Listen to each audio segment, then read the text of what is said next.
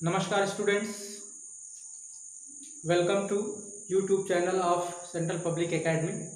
I am Pradeep and today I have brought Political Science for class 9th, chapter 3, and we will talk about constitutional design. आज हम लोग chapter 3 constitutional design के बारे में बात करेंगे. What is constitutional design?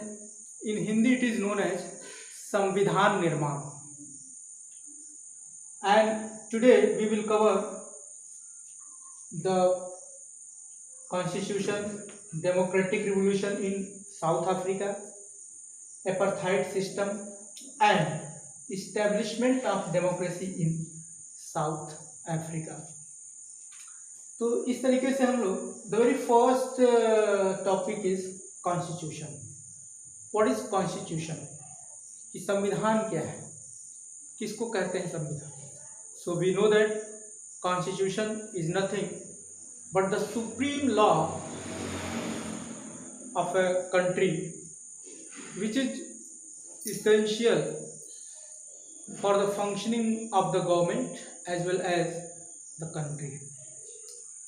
कि ये किसी भी देश के लिए सर्वोच्च कानून होता है. संविधान का जो कानून होता है सबसे बड़ा होता है, किसी भी व्यक्ति विशेष से बड़ा होता है. क्यों ना हुई कोई वहाँ का प्रेसिडेंट हो, प्राइम मिनिस्टर हो या कोई भी हो जो बड़े पदों पर बैठे हैं, लेकिन वह कानून से बड़ा नहीं हो सकता है. संविधान किसी भी देश का एक रिटन डॉक्यूमेंट भी कह सकते हैं, लिखित दस्तावेज होता है विच कंटेन्स वेरियस लॉज. कई प्रकार के कानून उसमें होते हैं और वो कानून किसी देश को संचालित करने के लिए, वहाँ की समाज में एक रास्ता लाने के लिए, इक्वलिटी लाने के लिए ये सब जरूरी होता है. तो नेक्स्ट पॉइंट है democratic revolution in South Africa. हम जानते हैं कि डेमोक्रेसी ये बहुत पुराना कॉन्सेप्ट नहीं है. फ्रेंच रिवोल्यूशन से ये डेमोक्रेटिक जो कि फीलिंग्स बहुत सारे देशों में फैला. इसी तरीके से साउथ अफ्रीका में ब्रिटिश लोगों का रूल हुआ करता था. There was no democratic rights, there was no such rules, there were no rights of equality, freedom. इस तरीके से वैसे ही हालात जैसे कि अपने हिंदुस्तान में, तो वहाँ पर डेमोक्रेटिक राइट्स नहीं थे, लोगों के अधिकार नहीं थे, उनमें फ्रीडम, लिबर्टी, ये सारी चीज़ें जो होती हैं ये कुछ भी नहीं थे. डेमोक्रेटिक वैल्यूज का नामो निशान नहीं था. तो वहाँ था क्या? तो ये क्लियर होगा नेक्स्ट पॉइंट में, जिसको नाम दिया गया है एपार्थाइड सिस्टम. एपार्थाइड सिस्टम को हम बोल सकते हैं रंग भेद. रंग भेद की नीति क्या है? एपार्थाइड सिस्टम क्या है? हम लोग जानते हैं कि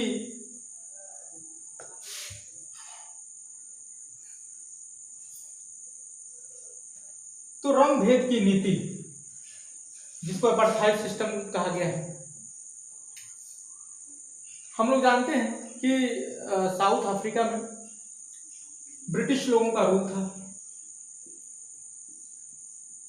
ब्रिटिश ये वाइट पीपल थे, यानी कि ब्रिटिशर्स जो थे वो गोरे थे. इन्हीं का रूल था साउथ अफ्रीका में. दूसरी ओर कौन थे? दूसरी ओर थे natives of south Africa and those were black. वो लोग काले थे. नेटिव्स थे, नेटिव के साथ साथ कुछ माइग्रेटेड इंडियन भी थे.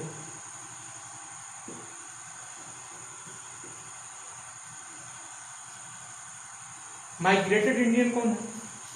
जो जो भारतीय यहाँ से गए थे साउथ अफ्रीका में और वहीं पर बस गए थे। हम जानते हैं महात्मा गांधी भी उन्हीं में से एक थे।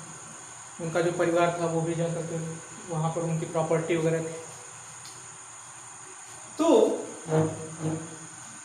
गोरे और काले के बीच में एक तरह से स्ट्रगल हुआ, एक तरह से डिस्क्रिमिनेशन।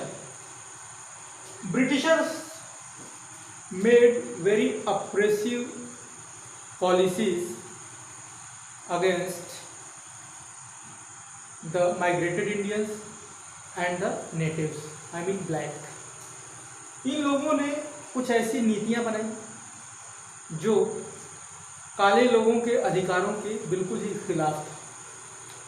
फॉर एग्जाम्पल, जितने भी पब्लिक प्लेसेस थे, जो सार्वजनिक स्थल होते थे, जैसे हम चर्च को ले लें, हॉस्पिटल्स को ले सकते हैं, इसी तरीके से रेस्टोरेंट्स को ले सकते हैं, बीच जो समुद्र का जो किनारा था, और भी कुछ ऐसे जगह थे, ट्रेन में सारे लोग सफ़र नहीं करते थे, तो सारी चीज़ें एक तरह से रिजर्व होती थी। ब्रिटिशर्स के लिए, गोरे के लिए अलग व्यवस्था थी, ब्लैक के लिए कुछ अलग व्यवस्था थी। कई सारे जगहों पर, जैसे अगर कोई रिहायशी इलाका है और वो रिजर्व होता था किसके लिए? ब्रिटिशर्स के लिए, गोरे लोगों के लिए। And the black were not allowed to take entry in that reserve. इस तरीके से जिस बीच में वो गोरे लोग नहाते थे, उसका यूज़ करते थे, वहाँ पर ब्लैक नहीं अलाउड थे। जिस रेस्टोरेंट में खाना खाते थे ब्रिटिशर्स, वहाँ पर ये काले लोग, वहाँ पर उनको अनुमति नहीं थी। और एक छोटा सा एग्जाम्पल मैं यहाँ पर रखना चाहूँगा। महात्मा गांधी जब वहाँ पर वकालत अपना कर रहे थे, तो once he was travelling in a train, he was having a first class ticket. उनके पास प्रथम श्रेणी का टिकट था। And you know this apartheid system was existed that time. एक ब्रिटिश आता है और वो देखता है कि जो कंपार्टमेंट ब्रिटिशर्स के लिए, गोरे लोगों के लिए रिजर्व था, उसमें कोई ब्लैक आके बैठा है। यानी महात्मा गांधी इंडियन, एक माइग्रेटेड इंडियन थे, तो उसको ये बात हजम नहीं होती है, उसको ये बात बहुत ही बुरी लगती है। He called TT at once, तुरंत बुलाता है टीटी को और उनको उससे बोलता है कि इस ट्रैवलर्स को जल्दी से नीचे उतारो। और नीचे उतारा जाता है, उनको धक्के मार करके उनका सामान वगैरह सब फेंक दिया जाता है। हालांकि महात्मा गांधी कहते हैं कि I am having the first class ticket, I am valid for travelling in this train, but apartheid system था, एक लॉ था, एक कानून था, और जिसके तहत वो उसमें यात्रा नहीं कर सकते थे। तो ऐसे ऐसे एक तरह से अप्रेसिव पॉलिसीज, एक जो है कि दमनकारी नीति जिसको हम कहते हैं, वहाँ पर थी, रंग भेद की नीति थी। तो इस तरीके से सारे के सारे अधिकार ब्लैक लोगों के उनके छीन लिए गए थे। इसी बीच कई सारे रिवोल्यूशंस होते हैं।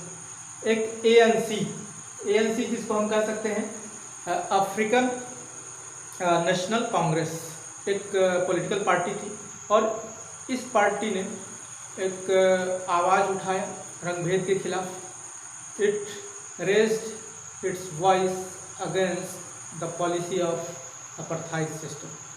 तो इस तरीके से इसी बीच एक बहुत ही ग्रेट रिवोल्यूशनरी जिसका नाम नेल्सन मंडेला है, वो उभर करके सामने आता है। नेल्सन मंडेला ने ये महसूस किया कि दुनिया में सबसे जो ख़राब चीज़ है वो है गुलाम होना। उन्होंने बोला कि ये सबसे, इससे कोई गंदी बात नहीं हो सकती है कि कोई व्यक्ति गुलाम है या कोई देश गुलाम है। और उन्होंने सोचा कि ये गुलाम होना भी एक तरह से पाप है, और ये पाप को उससे मुक्ति पाना है। He wanted to get rid of this menace. तो इससे मुक्ति चाहते थे। उन्होंने बहुत और हम जानते हैं कि he was the great follower of Mahatma Gandhi.